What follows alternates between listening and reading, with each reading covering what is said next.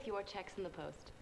Next up, we have the biggest, probably the most complicated and ambitious board game in the world. It's invented in Hong Kong, and its inventor believes it's a game set to conquer the universe. Sue reports. Have you ever been a Star Trek fan who has secretly wished you were Captain Kirk? Or perhaps an everyday card player who's tired of the randomness behind luck? Or maybe an old-fashioned admirer of the game of chess? If so, there's a new game that's been developed that might interest you. I'd like to introduce the creator, Elijah Satori. Elijah? Hi, Sue. Welcome to the show. Thank you. So is this a very popular game on the planet where you're from? Yeah, actually on our planet they play this all the time, but I've got stranded down here, so I thought I'd bring it to planet Earth and market it, and here it is, it's ready. Well, good. Nice to have it on planet Earth. Now tell us a little bit about how this idea came about. It is a very unusual looking game. Well, basically it's targeted at all the chess players. It's the world's largest board game commercially available. It's a moving art form. It's there to fill a big gap in the market for space. If you have a look, there's no real big space games. Skill, strategy, no luck. Chess players will love it, kids will love it. Yeah, it's a lot of fun.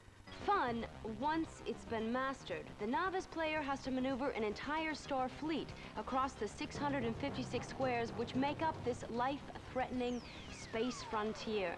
The terminology alone is daunting.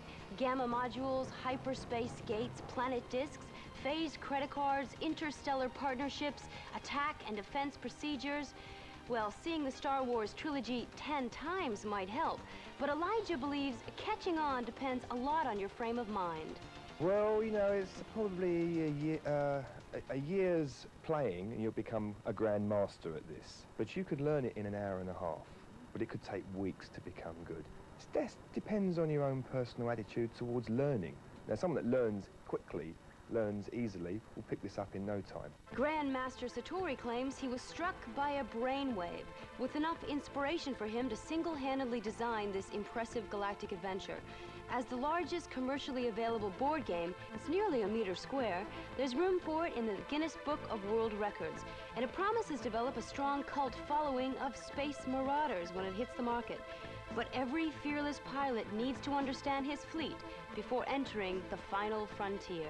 It's quite simply a single arrow is a diagonal movement, forwards, backwards, side to side. A cross is a horizontal and vertical movement this way. And the 8-pointed arrows here, multi-directional. The small guys go 1 to 3. They're the laser craft. The starfighters go 1 to 6. 4, 5, 6.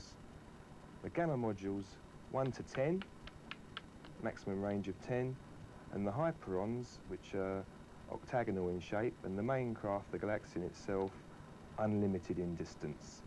Then you have one last craft, photon cruiser, which goes 1, 2, 3, and one diagonal in any direction, covering 8 zones. You've got obstacles, black holes, asteroids and planets. Some craft can travel over them, some can't. Now, I think a lot of people would be asking, as I asked myself when I first heard of this game, is what sort of mind comes up with such a strange board game? Pretty deranged one, eh? The world's largest board game and probably the world's larger-than-life character.